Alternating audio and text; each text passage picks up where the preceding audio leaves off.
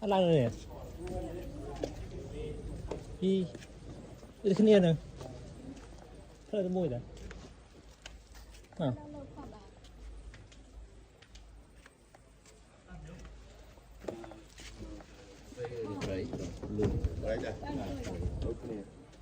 Có lạ không?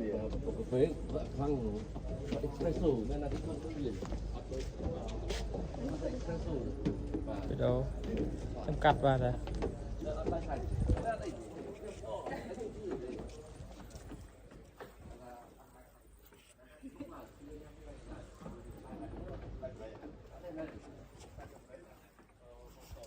Nó mấy cameraman mùi tam luôn nó không phải chop ấy.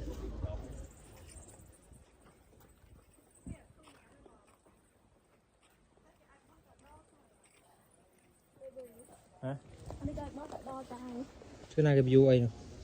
Mắt xem miếng bàn nè. Quá bao đâu. Cái cái màu đó.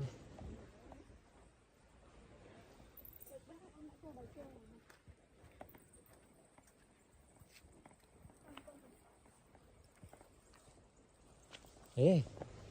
Lốp bộ. Lốp bộ tao.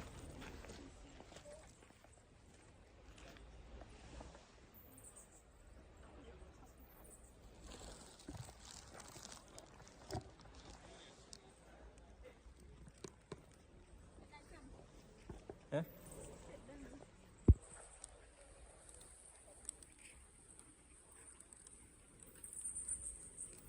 Ô à này cái này nhựa nè.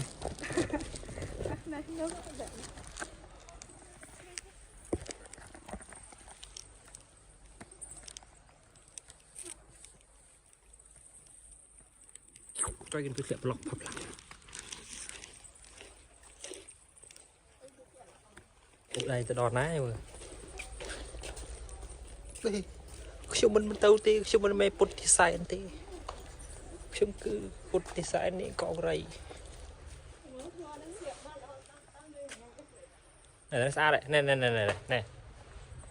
Số cái này. Sát nhẹ.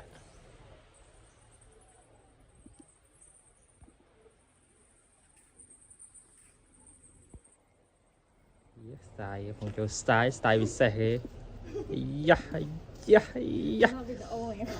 chứ xíu mà ý mà chưa bục lợ chân la